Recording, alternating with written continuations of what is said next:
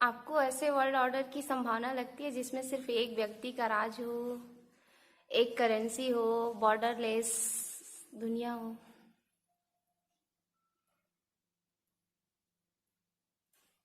कई लोग भगवान को व्यक्ति के रूप में देखते हैं और कई लोग पूजा भी करते हैं।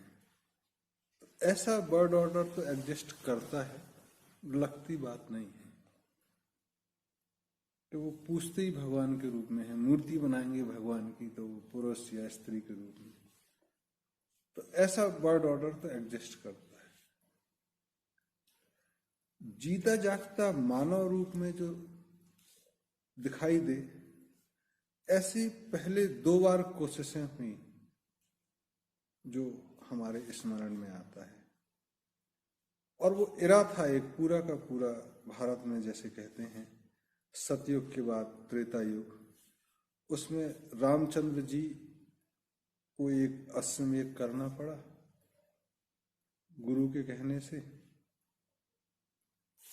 और वो कोशिश भी नाकाम हुई। दूसरी कोशिश महाभारत के बाद पांडवों ने की, वो कर्ण और कृष्ण के बच्चों ने रोक दिया, वो भी नाकाम हुई। तो अभी तो वैसा युद्ध भी नहीं हुआ जैसा राम के जमाने में या महाभारत में हुआ। तो ये सोच तो उसके बाद की है कि एक का हो सकता या नहीं। पहले झंडा तो फहराए, झंडा फहराने के बाद जीतने के बाद भी वो संभव नहीं हो पाया, क्योंकि आगे आने वाली संतानें आपके वर्ल्ड ऑर्डर को नकार देंगे।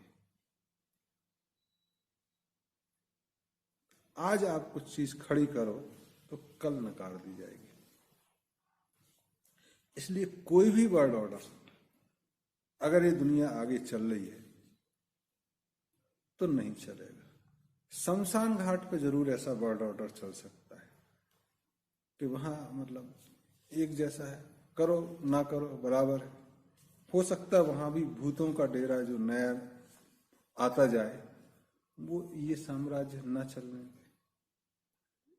तो ये दुनिया में कई बार लोगों के ख्याल में आया कि मैं सबसे बड़ा राक्षस, बारिश तक मैं करा लेता हूं, सबसे ज्यादा पैसा मेरे पास है, तो जाहिर है दुनिया में मेरा साम्राज्य चलना चाहिए। ऐसे लोगों को जो सज्जन शक्ति है वो हराती है, क्योंकि वो प्रकृति के साथ चलते हैं। और ऐसी सज्जन शक्ति भी जब घमंड में आ जाती है कि अब तो मैं जीत गया युद्ध, एक ऐसी शक्ति से जो प्रकृति के विरोध में खड़ी थी, जिनकी सारी की सारी कवायतें, सारे के सारे व्यवस्थाएं ऐसी थी जो प्रकृति के अनुरूप नहीं थी। लालच था जिनमें, एक लोलुपता थी, उसके खिलाफ थी और उनको हम जीत गए। तो अब मेरा शासन। तो जो प्रकृति के विरोध में होती हैं, धर्म के विरोध में होती हैं, ऐसी शक्तियों को वो लोग हराते हैं जो सज्जन होते हैं, जो धर्म के साथ होते हैं। लेकिन जिन्हें धर्म के साथ होने पे जीतने के बाद घमंड आ जाता है, उनका भी साम्राज्य नहीं चलता। ये तो बहुत सोच में कमी है कि हमारा साम्राज्य चले। कोई रथलेस हो, कोई बहुत रईस हो, या कोई बहुत रायल हो जो 400-500 साल से साम्राज्य चल रहा है, या ऐसा हो कि जिनमें सबसे ज्यादा लोग उसके धर्म को मानते हो, तो वो अपने घमंड में आ जाए कि नहीं, अब तो मैं, दुनिया के इतने लोग मेरे धर्म को मानते हैं, सारे के सारे लोग एक मिशन में लगे हुए हैं, और देर न सवेर दूसरे लोगों को हम मारेंगे तो हमारे धर्म के लोग बचेंगे, फिर हमारा साम्राज्य होगा। तो ऐसे जो त्रिकोण है, इनकी चलने की नहीं है। तो ये प्रश्न उठता है, उठने के पहले गिर जाए तो अच्छा है, क्योंकि ये जो इच्छा होती है ना राजयोग की, इसका पेट कभी नहीं भरता।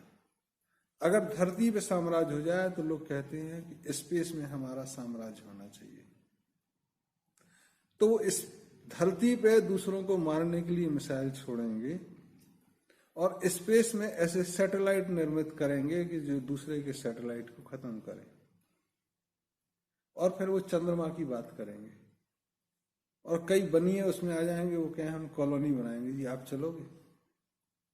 ऐसे लोग भी आ जाएंगे, लेकिन ये चलता नहीं है।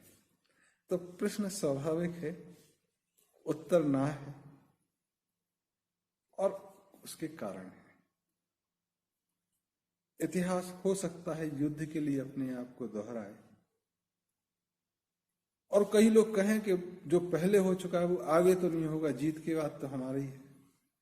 तो पहले तो जो सोच रहे हैं उनका होगा नहीं, और जो जीत के बाद होंगे उनका भी नहीं होगा, अगर इतिहास दोहराता है।